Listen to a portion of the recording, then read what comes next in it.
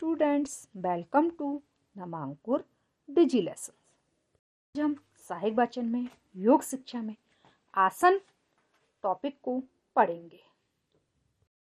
आसन आसन क्या है? सामान्य शब्दों में आसीनता आसन अर्थात शरीर की विशेष स्थिति जिसमें किसी प्रकार का कोई कष्ट ना हो तथा शरीर एवं मन स्थिर अवस्था में हो, आसन कहलाती है। महर्षि पतंजलि ने भी कहा है, स्थिर सुखमासनम अर्थात स्थिर और सुखपूर्वक अवस्था ही आसन कहलाता है। आसन का अर्थ क्या है? ऐसी अवस्था जिसमें कि शरीर को कोई कष्ट ना हो, वो क्या कहलाती है? आसन कहलाती है। हठ योग में आसनों को बहुत महत्व दिया गया है। हठ प्रदीपिका के प्रथम अध्याय के श्लोक 17 में आसनों के संदर्भ में हठस्य प्रथम गत्वा दासनम पूर्व मुच्यते कुर्यात दासनम स्थेमरोग्यम चांडगलाभवम। आश्य आसन हठ योग का प्रथम अंग है। आसनों के अभ्यास से शारीरिक और मानसिक स्तर पर स्वास्थ्य, आरोग्यता एवं लघुता की अनुभूति होती है। आसन से क्या होता है? आसन के अभ्यास से हमारा शारीरिक और मानसिक दोनों विकास होता है। हमारा शरीर और मन दोनों स्वस्थ रहते हैं। हठ योग में 84 लाख योनियों के आधार पर 84 लाख आसनों की संकल्पना की गई है। विभिन्न प्रकार के जीवों के बैठने की विशेष आकृति के अनुसार आसनों की व्याख्या की गई। आसनों के अभ्यास लेटकर, पीठ के बल, पेट के बल, बैठकर और खड़े होकर किया जा सकता है। शारीरिक अभ्यास एवं आसनों के प्रभाव के अनुसार भी आसनों का वर्गीकरण किया गया है। आसनों को मुख्यतः 3 वर्गों में बांटा। हठ योग में क्या है? जो 84 लाख योनियां थीं, उन्हीं के आधार पर 84 लाख आसन की संकल्पना की गई। हर जीव के बैठने की या उसकी आकृति के अनुसार ही आसन की व्याख्या की गई। जैसे पीठ के बल, पेट के बल बैठकर, खड़े होकर, इस तरीके से भी आसन को किया जा सकता है। और आसन को 3 वर्गों में बांटा गया है। शरीर संवर्धनात्मक आसन, ध्यानात्मक आसन, शिथिलीकरण के आसन। इसमें कौन कौन से? 3 तरीके: शरीर संवर्धनात्मक आसन, ध्यानात्मक आसन और शिथिलीकरण के आसन। आसनों का अभ्यास शारीरिक स्तर पर तो लाभदायक है ही, इसके साथ ही यह मानसिक और आत्मिक स्तरों को भी प्रभावित करते हैं। आसनों का अभ्यास शरीर, मन और आत्मा तीनों स्तर पर समन्वित विकास कर मनुष्य के व्यक्तित्व विकास में महत्वपूर्ण भूमिका निभाता है। आसन से क्या होता है?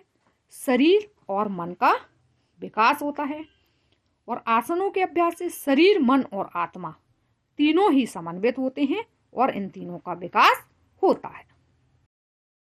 इस आसन में शरीर की आकृति पद्म मतलब कमल के समान होती है, इसलिए इसे पद्मासन कहते हैं। ये उत्कृष्ट ध्यानात्मक आसन है।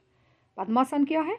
इसमें जो आकृति होती है वो कमल के पुष्प समान होती है, इसलिए इसे पद्मासन कहते हैं। यह एक कौन सा आसन है? ध्यानात्मक विधि। कैसे करते हैं इसको? दोनों पैरों को मिली हुई अवस्था में सामने फैलाकर बैठ जाइए। हाथ बगल में, हथेलियां जमीन पर, हाथों की उंगलियां सामने और मिली हुई अवस्था में रखें। इसमें क्या करना है? दोनों पैरों को मिलाना है और सामने फैलाना है। हाथ को बगल में रखना है, हथेलियां जमीन पर रखना है और हाथों की उंगलियों को सामने की ओर मिली हुई अवस्था में रखना है। धीरे से बाईं हाथ से दाहिने पैर के अंगूठे तथा दाहिने हाथ से एड़ी के ऊपर का टखना पकड़कर बाईं जंघा के ऊपर लाकर रखिए। इसी प्रकार दाहिने हाथ से बाएं पैर के अंगूठे तथा बाएं हाथ से एड़ी के ऊपर का टखना दाईं जंघा के ऊपर लाकर रखिए। हाथ घुटनों पर ज्ञान मुद्रा में आंखें बंद या नासार्ग दृष्टि लगाकर रखें। वापस आते समय पहले बाएं पैर को जंघा के ऊपर से उतारकर सीधा रखें। अब दाहिना पैर भी सीधा करके पूर्व अवस्था में बैठ जाएं। क्या करना है इसमें, धीरे से बाएं हाथ से दाहिने पैर के अंगूठे को और दाहिने हाथ से एड़ी के ऊपर का टखना पकड़कर बाएं जांघ पर रखना है।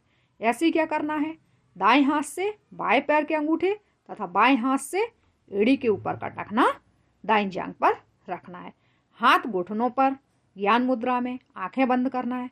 और जब हम वापस आए अपनी पूर्व अवस्था में तो क्या करना है, पहले बाएं पैर को जांघ के ऊपर उतार कर सीधा रखना है, फिर दाएं पैर को। अब सावधानी, इसको करते समय हमको कौन सी सावधानियां रखनी चाहिए।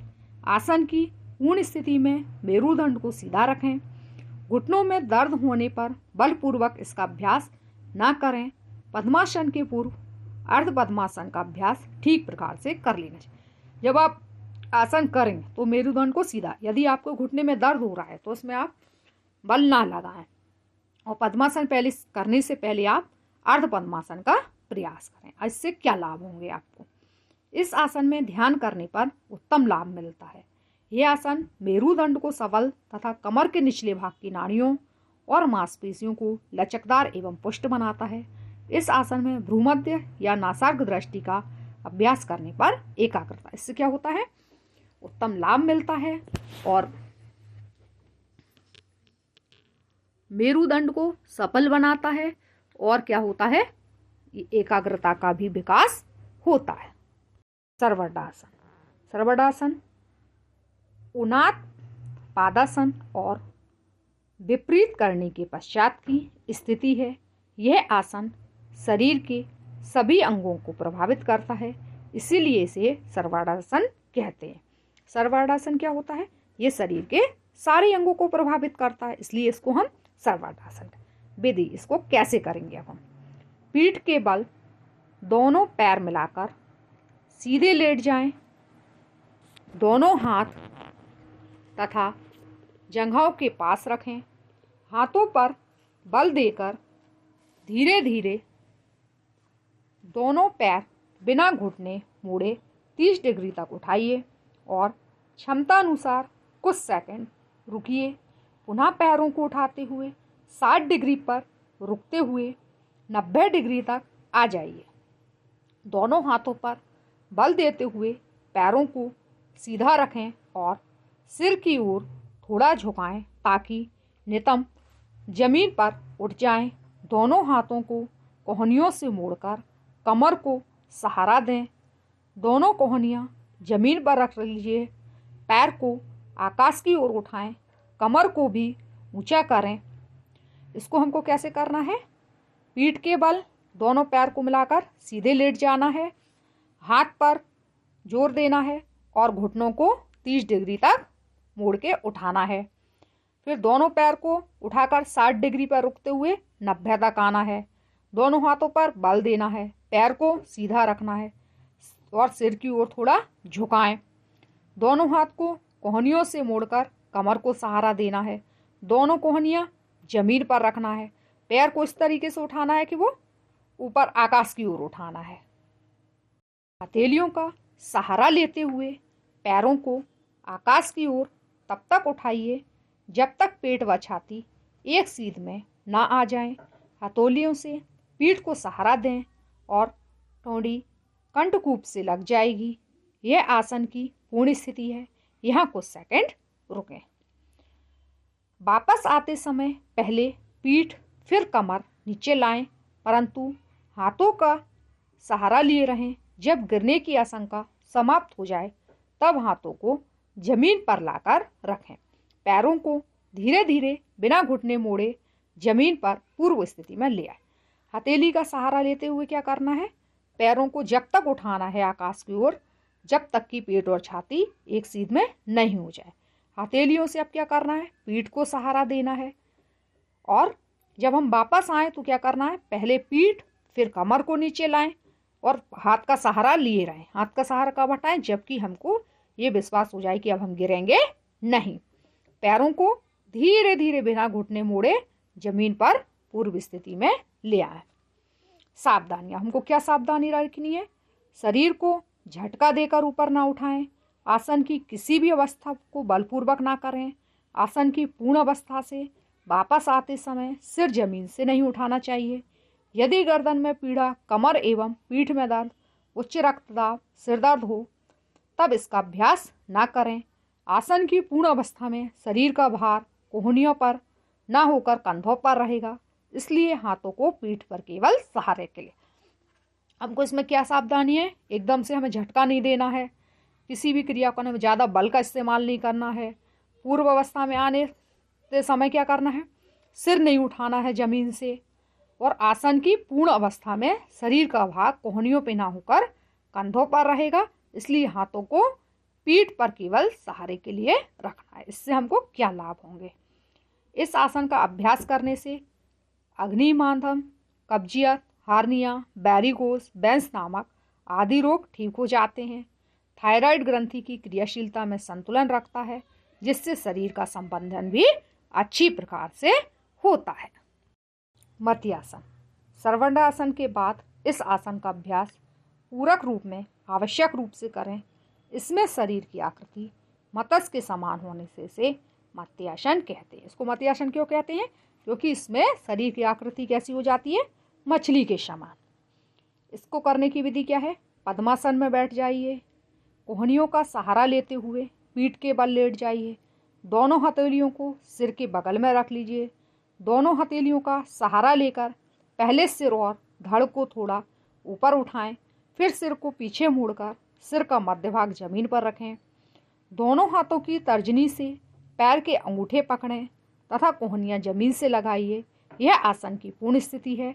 क्षमता अनुसार स्थिति में रुके। इसमें क्या करते हैं, हम पद्मासन में बैठते हैं, कोहनियों का सहारा लेते हुए पीठ के बल लेटना है, दोनों हथेलियों को सिर के बगल में रखना है और दोनों हाथों की तर्जनी से पैरों के अंगूठे पकड़ना है, कोहनी को जमीन से लगाना है। यह आसन की पूर्ण स्थिति है। आपकी जितनी क्षमता हो उतनी देर इसको करें। वापस आते समय पहले हाथों से सहारा देकर सिर को पूर्व स्थिति में लाएं, तत्पश्चात कोहनियों का सहारा लेते हुए पीठ के बल लेट जाएं। इसमें वापस आते समय क्या करना है, हाथ का सहारा देना है, पहले सिर को लाना है पूर्व अवस्था में, फिर कोहनी का सहारा लेते हुए पीठ के बल लेटना है। सावधानी क्या रखनी है हमको, गर्दन को झटका देकर ना मोड़ें। गर्दन को पीछे ले जाते समय रीढ़ की हड्डी अधिकतम कमान की तरह हो जाएगी, इसलिए शरीर को ढीला छोड़ दें। लाभ क्या है, इससे रीढ़ की हड्डी लचीली बनती है। इसमें क्या सावधानी रखनी है, गर्दन को झटका देकर नहीं मोड़ना है, और इससे लाभ क्या होते हैं, रीढ़ की हड्डी लचीली बनती है।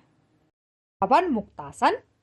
यथा नाम तथा गुण, यह आसन वायु को मुक्त करता है, इसलिए इसका नाम पवन मुक्तासन है। इसका नाम पवन मुक्तासन क्यों है, क्योंकि ये वायु को मुक्त करता है। विधि, पैरों को मिलाकर पीठ के बल जमीन पर लेट जाएं, दोनों पैर को घुटनों से मोड़ते हुए छाती के निकट ले आएं, दोनों हाथों की अंगुलियों को आपस में बाएं घुटने के ऊपर रखकर घुटनों को छाती की ओर दबाएं, शरीर को शिथिल करें, सिर और कंधों को ऊपर की ओर उठाते हुए अपनी टौड़ी को दोनों घुटनों के मध्य स्पर्श कराएं। यह आसन की पूर्ण स्थिति है। क्षमता अनुसार इस स्थिति में रुकें। वापस आते समय पहले सिर को जमीन पर रखते हुए कंधों को भी जमीन पर ले आएं, पैरों को धीरे धीरे सीधा करें, जमीन पर लिटा दें। इसको कैसे करना है हमको, पहले पैरों को मिलाकर पीठ के बल पे हमें जमीन पर लेट जाना है, फिर दोनों पैरों को मोड़ते हुए छाती तक लाना है, फिर दोनों हाथों की उंगलियों को आपस में बांधना है और घुटनों के ऊपर तक ले जाना है। सिर और कंधों के ऊपर की ओर उठाते हुए अपनी टौड़ी को दोनों घुटनों के मध्य स्पर्श कराना है। यह आसन की पूर्ण स्थिति है।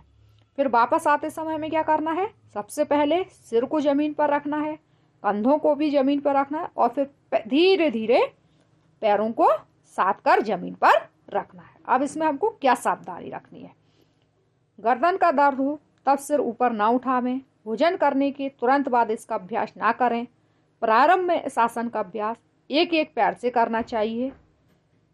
इसमें हमको क्या सावधानी, यदि हमारी गर्दन में दर्द है तो हमें सिर को ऊपर नहीं करना चाहिए, और खाना खाकर भी इस आसन को नहीं करना चाहिए। यदि हमसे नहीं बनता है तो पहले हम एक एक पैर का करें, फिर दोनों पैरों का करें। लाभ, उदरस्थ अंगों की मालिश होती है, आंतों और आमाशय को वायु से मुक्त करता है, कब्ज को दूर करता है, पेट की अतिरिक्त चर्बी कम होती है। इससे क्या लाभ होता है? कब्जी नहीं होती है और पेट की जो चर्बी होती है वो भी कम हो जाती है और आंत और आमाशय से वायु बाहर निकल जाती है। धनुरासन, धनुर का मतलब होता है धनुष। इस अभ्यास के अंतर्गत शरीर की आकृति धनुष के समान होने के कारण इसे धनुरासन कहते हैं। इसको धनुरासन क्यों कहते हैं? क्योंकि इस आसन को करते समय शरीर की आकृति धनुष के आकार की हो जाती है। अब इसकी विधि देखेंगे। पेट के बल लेट जाइए, पैर सीधे मिले हुए, हाथ बगल में, जंघाओं के पास सीधे रखें, हथेलियों का रुख आसमान की ओर, टोनी जमीन पर, घुटनों से पैरों को मोड़ते हुए जंघाओं के पास लाएं, टखनों को हाथों से पकड़िए, धीरे से पकड़े हुए टखनों को पीछे ले जाने की क्रिया करें, हाथों को बिना छोड़े जंघाओं को उठाइए, सिर व छाती भी उठाइए, जितना उठा सकते हैं उठाएं, क्षमता अनुसार आसन की पूर्ण अवस्था को बनाए रखें। अंतिम स्थिति में शरीर का पूरा भार नाभि और उसके आसपास रहता है। वापस आते समय पहले छाती जंघाएं झुकाते हुए पूरे पैरों को सीधा कर पूर्ण स्थिति में आ जाएं। इसमें क्या करना है? पेट के बल में लेटेंगे, पैर सीधे मिले हुए होंगे, हाथ बगल में जांघों के पास होंगे, हथेलियां और आसमान की ओर टोड़ी जमीन पर, घुटनों से क्या करेंगे? पैर को मोड़ते हुए जांघों के पास लाएंगे, धीरे से पकड़े हुए टखनों को पीछे ले जाने की क्रिया करेंगे, हाथों को बिना छोड़े जांघों को उठाना है, सिर व छाती को भी उठाना है जितना उठा सकते हैं। और इसके बाद क्या करना है? जब हम वापस आएँ तो सबसे पहले छाती और जांघें झुकाएं, उसके बाद पैर को सीधा करें। सावधानी, इसको करते समय हमें कौन कौन सी सावधानियां रखना है? हृदय विकार, उच्च रक्तचाप, हार्निया, कमर में दर्द होने की स्थिति में इसका अभ्यास ना करें। इस आसन का अभ्यास खाली पेट करना चाहिए। आसन की पूर्ण स्थिति में जाने के लिए जबरदस्ती ना करें। जिन लोगों को का ब्लड प्रेशर हाई होता हो, हार्निया से प्रॉब्लम हो या कमर में दर्द हो, उनको नहीं करना चाहिए। खाली पेट करना चाहिए और जितना हो सके उतना ही करना चाहिए, जबरदस्ती नहीं करना चाहिए। लाभ, कब्ज तथा पित्त विकार को दूर करता है, मेरुदंड तथा पीठ की मांसपेशियों को लचीला बनाता है, स्नायु दुर्बलता दूर होती है, पेट के अंगों की मालिश होती है और कंधों को भी सुदृढ़ बनाता है। पश्चिमोत्तानासन, इस आसन में शरीर के पृष्ठ भाग को ताना जाता है, इसलिए इसे पश्चिमोत्तानासन कहते हैं। इसमें क्या होता है? शरीर के पीछे वाले भाग को हम तानते हैं। विधि कैसे करना है इसको? दोनों पैरों को मिली हुई अवस्था में सामने फैलाकर बैठ जाइए, हाथ बगल में, हथेलियां जमीन पर, उंगलियां सामने की ओर मिली हुई अवस्था में रहेंगी। इसमें क्या करना है? हमको दोनों पैरों को मिली हुई अवस्था में सामने फैलाकर बैठना है, हाथ बगल में होंगे और हथेलियां जमीन पर रहेंगी और उंगलियां सामने की ओर मिली हुई होंगी। शरीर को आगे की तरफ जितना झुका सकते हैं झुकाएं, हाथों को ढीला रखते हुए प्रतिदिन अभ्यास करते हुए थोड़ा थोड़ा आगे झुकते रहें और अंत में पैरों के अंगूठे को दोनों हाथों की तर्जनी से पकड़िए और मस्तक घुटनों पर रखिए। क्षमता अनुसार रुकते हुए धीरे से सिर उठाइए, अंगूठे छोड़िए और पूर्व स्थिति में आ जाइए। इसमें क्या करना है? शरीर को आगे झुकाना है जितना झुका सकते हैं और हाथों को ढीला रखना है और डेली अभ्यास करना है। थोड़ा थोड़ा आगे झुकता जाना है, जितनी क्षमता हो उतना ही सिर को उठाना है। और इसको करते समय हमें क्या क्या सावधानी रखनी है ये हम देखते हैं। अभ्यास के दौरान आगे की ओर क्षमता अनुसार ही झुकिए। झुकने के लिए जोर जबरदस्ती ना करें। आगे झुकने के लिए घुटनों से टांगों को मोड़िए मत।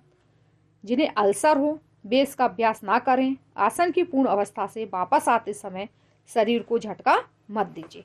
अभ्यास के द्वारा जितनी आपकी क्षमता हो उतना ही आपको आगे झुकना चाहिए और आगे झुकने के लिए घुटनों से टांगों को नहीं मोड़ना चाहिए। जिनको अल्सर की प्रॉब्लम हो उन्हें नहीं करना चाहिए और आसन की जब हम पूर्ण अवस्था में आए तो शरीर को जोर से झटका नहीं देना चाहिए। लाभ, इससे क्या होगा, उदस्त मांसपेशियों को शक्तिशाली बनाता है, कब्जियत और अजीर्ण जैसे रोगों को दूर करता है। इसका अभ्यास साइटिका नामक बीमारी से बचाता है। पृष्ठवंश मेरुदंड लचीला होता है और पेट की अतिरिक्त चर्बी को कम करता है। उष्ट्रासन, इसमें शरीर की स्थिति ऊंट की भांति हो जाती है, इसलिए इसे उष्ट्रासन। इस आसन को उष्ट्रासन क्यों कहते हैं, क्योंकि इसमें शरीर की आकृति ऊंट की जैसी हो जाती है। विधि, वज्रासन में बैठ जाइए, घुटनों पर खड़े होकर हाथों को बगल में रखते हुए एड़ी पंजों को मिला लीजिए। दोनों हाथों को कंधों के समांतर सामने की ओर ले जाइए। हथेलियों का रुख जमीन की ओर रहेगा। दाहिने हाथ को सिर के ऊपर से ले जाते हुए दाहिने तलवे पर रख दीजिए। इसी तरह बाएं हाथ को बाएं तलवे पर, कमर को सामने की ओर धकेलते हुए सिर और मेरुदंड को पीछे की ओर झुकाइए। सिर को ढीला छोड़ दीजिए। क्षमता अनुसार आसन की पूर्ण अवस्था में रुकिए। वापस आते समय कमर को सामान्य अवस्था में ले जाइए और हाथों को एक एक करके क्रमवार तलवों पर से हटाते हुए घुटनों पर सीधे खड़े होकर वज्रासन में बैठ जाइए। धीरे धीरे एक एक पैर को खोलते हुए सामने फैला दीजिए। इसमें क्या करना है, वज्रासन में बैठना है, घुटनों के बल पर खड़े होना है, दोनों हाथों को कंधों के समांतर रखना है, दाहिने हाथ को सिर के ऊपर से ले जाना है, कमर को सामने की ओर धकेलना है और जितनी आपकी क्षमता हो उतना ही करना है। और जब हम वापस आएंगे तो क्या करना है, हाथों को एक एक करके क्रम से तलवों पर से हटाते हुए घुटनों पर सीधे खड़े होकर वज्रासन में बैठना है और धीरे धीरे एक पैर को खोलते हुए सामने फैलाना है। सावधानियां, इस आसन को शुरू में अपनी क्षमता अनुसार ही करें। जल्दबाजी में पूर्ण स्थिति पाने का प्रयास ना करें। प्रारंभ में दोनों घुटनों एवं पैरों के बीच में 6 से 9 इंच का अंतर रखकर अभ्यास करना चाहिए। कमर में दर्द के दौरान इसका अभ्यास नहीं करना चाहिए। इसमें क्या सावधानी रखनी हमको, शुरू में जितनी हमारी क्षमता हो उतनी करना चाहिए, जल्दबाजी नहीं करना चाहिए। स्टार्टिंग में दोनों घुटनों एवं पैरों के बीच 6 से 9 इंच का अंतर रखना चाहिए। यदि कमर में दर्द हो तो इस अभ्यास को नहीं करना चाहिए। लाभ, पीठ, हाथ व गर्दन की मांसपेशियों की मालिश होती है। पेट संबंधी विकार को दूर करने में सहायक है। चेहरे पर कांति लाता है। फेफड़ों की कार्यक्षमता में वृद्धि होती है। घुटने मजबूत होते हैं। वक्रासन, वक्र का अर्थ है टेढ़ा। इसमें आसन के दौरान पृष्ठवंश ऐंठा जाता है, इसलिए इसे वक्रासन कहते हैं। वक्रासन अर्ध मतेंद्रासन का ही सरल रूप है। वक्र का अर्थ क्या होता है, टेढ़ा। तो इस आसन में क्या होता है, पृष्ठवंश ऐंठा जाता है, इसलिए इसे हम क्या कहते हैं, वक्रासन कहते हैं। इसको करने की विधि क्या होगी, दोनों पैर मिली हुई अवस्था में सामने फैलाकर बैठ जाइए।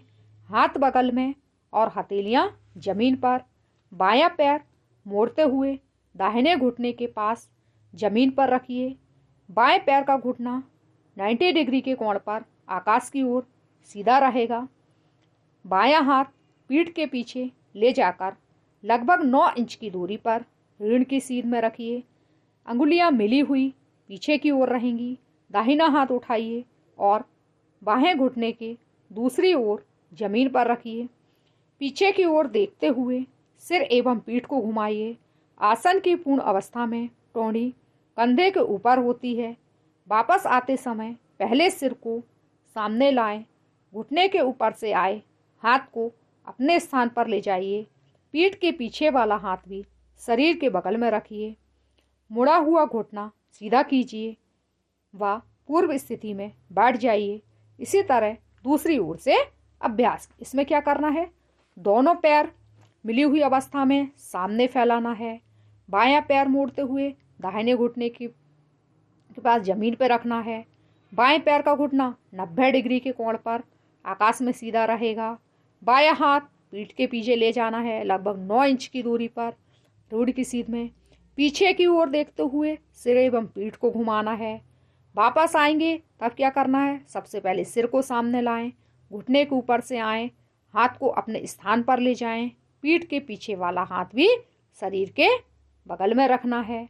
इसमें हमको क्या सावधानियां रखनी है, एक तरफ से करने के बाद दूसरी ओर से अभ्यास अवश्य करें, अपनी सामर्थ्य अनुसार ही पीछे की ओर मुड़ें, पीठ के पीछे वाले हाथ पर शरीर का भार नहीं आना चाहिए।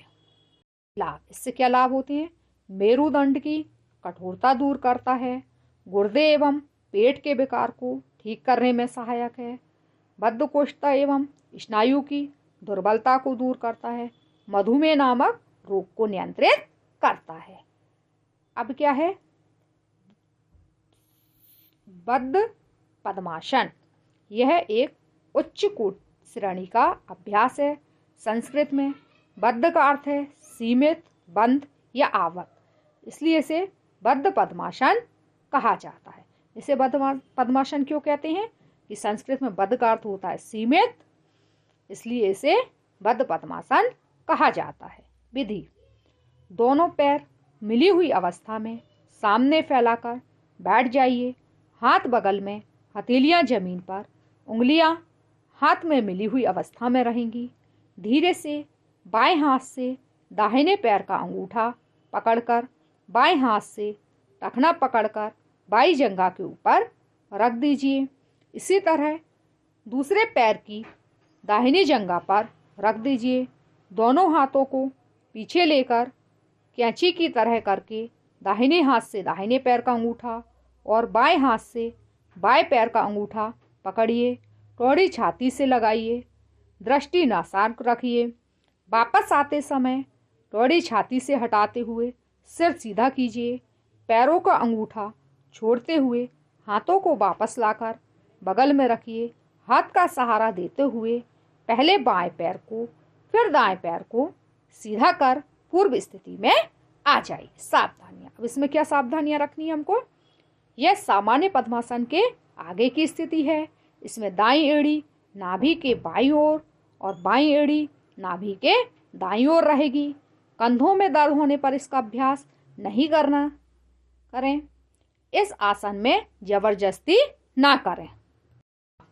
इससे क्या लाभ होते हैं, कब्जियत दूर कर पाचन शक्ति में वृद्धि करता है, सांधिवात में लाभकारी है, मेरुदंड को सीधा रखने में मदद मिलती है, पीठ के दर्द को ठीक करने में सहायक है, फेफड़ों की क्रियाशीलता में वृद्धि होती है। गोमुखासन, शरीर की आकृति गौ के मुख के समान हो जाती है, इसलिए इसे गौमुखासन कहते हैं। इसको गौमुखासन क्यों कहते हैं, क्योंकि शरीर की आकृति जो कैसी हो जाती है, गौ के मुख के समान। विधि, दोनों पैर मिली हुई अवस्था में सामने फैलाकर बैठ जाइए, हाथ बगल में, हथेलियां जमीन पर, अंगुलियों को मिलाकर रखें। दाहिना पैर उठाकर घुटने से मोड़िए तथा बाईं ओर लाकर नितंब से सटाकर रखिए। इसी प्रकार बायां पैर दाहिने पैर के ऊपर से लाकर दाहिने नितंब से सटाकर रखिए। पंजे दाईं और बाईं ओर निकले रहेंगे। हाथों को एक के ऊपर एक घुटने के ऊपर रखिए और सीधे बैठ जाइए, अथवा दाईं हथेली बाएं तलवे और बाईं हथेली दाहिने तलवे के ऊपर रखें। दृष्टि सामने रखिए। थोड़ी देर बाद पूर्व स्थिति में आ जाएं और अब बाएं घुटने के ऊपर दाहिना घुटना रखकर अभ्यास करें, अर्थात पैरों की स्थिति बदलकर अभ्यास करें। अब इसमें क्या सावधानियां रखनी हमको, कमर को सीधा रखें तथा एक घुटना दूसरे घुटने के ठीक ऊपर रखेगा।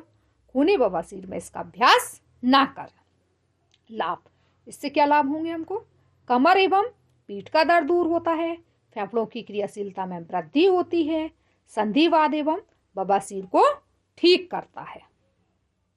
अर्ध चक्रासन, इस आसन में शरीर को चक्र के भांति झुकाया जाता है, इसलिए इसे अर्ध चक्रासन कहते हैं। इसे अर्ध चक्रासन क्यों कहते हैं, क्योंकि इसमें शरीर को चक्र के भांति झुकाया जाता है। विधि, अब इसको कैसे करते हैं, दोनों पैर मिलाकर खड़े हो जाइए, दोनों हाथ जंघाओं से सटे एवं दृष्टि सामने की ओर रहेगी।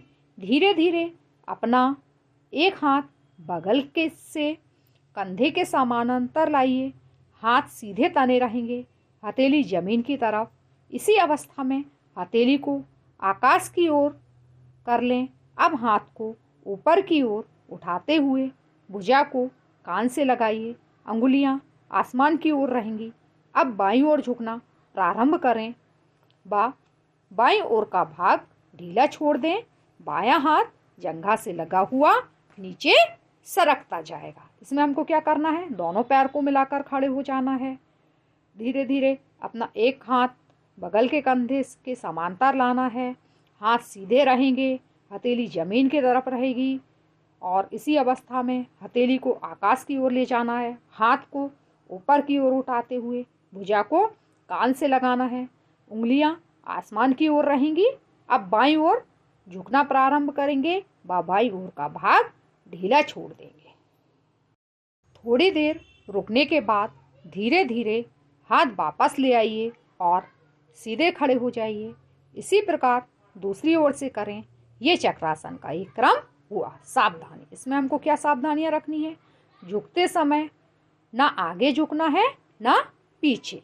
केवल कमर का ऊपरी भाग दाहिनी या बाईं ओर झुकेगा। आसन करते समय दृष्टि सामने रहेगी। हाथ पूर्णतः ऊपर सीधा होने के पहले झुकना शुरू ना करें। लाभ, इससे क्या लाभ होते हैं, स्नायु बलशाली होते हैं, पीठ की मांसपेशियां बलशाली होती हैं। पाद हस्तासन, इस आसन में हाथ पैरों पर या उनकी बगल में रहते हैं, इसी कारण इसे पाद हस्तासन कहते हैं। इसे पाद हस्तासन क्यों कहते हैं, क्योंकि हाथ जो है वो कहाँ रहते हैं, पैर पर या उनके बगल में रहते हैं, इसलिए इसको पाद हस्तासन कहते हैं। विधि क्या है, दोनों पैरों को मिलाकर सीधे खड़े हो जाएं। हाथ बगल से दोनों हाथों को ऊपर ले जाकर शरीर को सीधा रखते हुए कमर से ऊपर वाले भाग को सामने झुकाते जाएं। दोनों हाथ पैरों के बगल या उनके ऊपर रखें या अपने टखनों को पकड़ लें। सिर को घुटनों की तरफ लाते हुए मस्तिष्क को घुटनों से स्पर्श कराएं। वापस आते समय सिर को घुटनों से अलग करते हुए हाथों को पैरों से हटा दीजिए। तत्पश्चात धीरे से हाथों को ऊपर ले जाते हुए सीधे खड़े हो जाएं। वापस हाथों को जंघाओं के बगल में नीचे लाकर सीधे खड़े हो जाएं। इसमें हमको क्या करना है, दोनों पैरों को मिलाकर सीधे खड़े हो जाना है। हाथ बगल में, दोनों हाथों को ऊपर ले जाना है, शरीर को सीधा रखना है। दोनों हाथ पैरों के बगल या उनके ऊपर रखना है और जब हम वापस आएंगे तो क्या करना है, जंघाओं के बगल में हाथों को नीचे लाकर खड़े हो जाना है। सावधानियां, अभ्यास के दौरान घुटने मुड़ने नहीं चाहिए। आसानी से जितना झुक सकें उतना ही झुकें और ज़बरदस्ती ना करें। कमर में दर्द, स्लिप डिस्क, हृदय रोग, उच्च रक्तचाप, हार्निया, साइटिका इत्यादि में इसका अभ्यास नहीं करना चाहिए। अभ्यास के दौरान पीठ एवं पैर की मांसपेशियों को पूर्णतः शिथिल रखना चाहिए। श्वसन सामान्य रहेगा। इससे क्या लाभ होते हैं, थकावट दूर होती है, एकाग्रता में वृद्धि होती है, शरीर की चयापचय प्रक्रिया को सुचारू करता है, रक्त संचार को उत्प्रेरित करता है। श्वसन, शरीर की स्थिति इस आसन में एक शव की भांति हो जाती है, इसलिए इसे शवासन कहते हैं।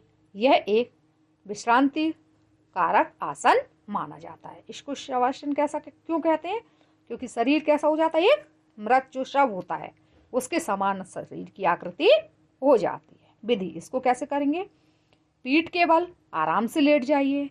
दोनों पैरों में लगभग 1.5 फीट का अंतर रखिए। हाथों को शरीर से 6 इंच हटाकर सीधे जमीन पर रखें। हथेलियां आसमान की ओर, अंगुलियां हल्की मुड़ी रहेंगी एवं आंखें बंद रहेंगी। कुछ देर बाद वापस आइए। क्या करना है, इसमें पीठ के बल लेटना है और पैरों के बीच में 1.5 फीट का अंतर रखना है। हाथों को शरीर से 6 इंच हटाकर सीधे जमीन पर रखना है। हथेलियां आसमान की ओर, उंगलियां थोड़ी सी मोड़ी रहेंगी और आंखें बंद रहेंगी। सावधानियां, क्या सावधानी रखनी चाहिए हमको इसको करने के लिए, शरीर के किसी भी हिस्से में तनाव ना रहे, जहां तनाव महसूस कर रहे हो उस भाग को थोड़ा हिलाकर तनाव मुक्त कीजिए। हाथ पैरों को एकदम ढीला छोड़ दीजिए।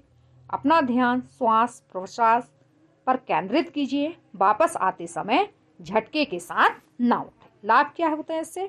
थकावट दूर करता है। आसनों के अभ्यास से हुई थकावट को दूर करने में इसका बहुत उपयोग है।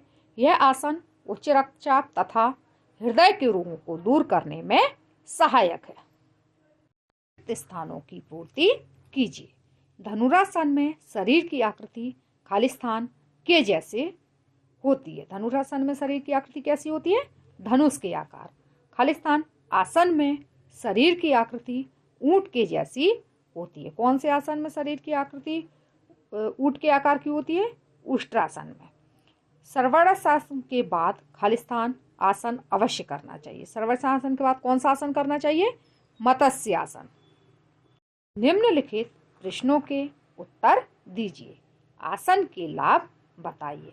आसनों के अभ्यास से शारीरिक और मानसिक स्तर पर लाभ होता है। निरोगता बढ़ती है तथा हल्कापन लगता है। इससे आत्मिक बल बढ़ता है व मनुष्य के व्यक्तित्व विकास में महत्वपूर्ण योगदान प्राप्त होता है। सर्वांगासन को समझाइए। यह आसन शरीर के सभी अंगों को प्रभावित करता है, इसलिए इसे सर्वांगासन कहते हैं। विधि: इसमें पहले पीठ के बल लेटकर दोनों पैर मिला लें। दोनों हाथ जंघाओं के पास रखें। हाथों पर बल देकर धीरे धीरे दोनों पैर घुटने मोड़े बिना 30 डिग्री तक उठाएं। कुछ समय रुककर फिर उठाएं और 60 डिग्री पर रोकें। इस तरह 90 डिग्री पर आ जाएं। दोनों हाथों को कोहनियों से मोड़कर कमर को सहारा दें। दोनों कोहनियाँ जमीन पर रख लें। पैरों को आकाश की ओर उठाएं। कमर को ऊंचा करें। हथेलियों का सहारा लेते हुए पैरों को आकाश की ओर तब तक उठाएं जब तक पेट व छाती एक सीध में ना आ जाए। हथेलियों से पीठ को सहारा दें और टौड़ी को कष्टकूप से लगाएं। कुछ समय रुकें। फिर वापस आते समय पहले पीठ फिर कमर नीचे लाएं, परंतु हाथों का सहारा लिए रहें। जब गिरने की आशंका समाप्त हो जाए तब हाथों को जमीन पर लाकर रखें। पैरों को धीरे धीरे बिना घुटने मोड़े जमीन पर पूर्व स्थिति में ले आएं। सावधानियां: शरीर को झटका देकर ना उठाएं, ना वापस लाएं। यदि गर्दन, कमर या पीठ में दर्द हो अथवा ब्लड प्रेशर हो अथवा सिर दर्द हो तो इसका अभ्यास ना करें। लाभ: इससे कब्जियत, हार्निया, वेरिकोज वेन्स आदि रोग ठीक होते हैं। थायराइड ग्रंथि की क्रियाशीलता में संतुलन रखता है, जिससे शरीर का संवर्धन अच्छी प्रकार से होता है। गोमुख आसन को गोमुख क्यों कहते हैं? गोमुख आसन में शरीर की आकृति गाय के मुख के समान हो जाती है। उष्ट्रासन व वक्रासन से किन बीमारियों में लाभ होते हैं? उष्ट्रासन व वक्रासन से पीठ, हाथ व गर्दन की मांसपेशियों की मालिश होती है। पेट व गुर्दे संबंधी रोगों को दूर करने में सहायता मिलती है। मेरुदंड की कठोरता दूर होती है। मधुमेह नामक रोग को नियंत्रण करने में सहायता मिलती है। क्यों स्टूडेंट्स?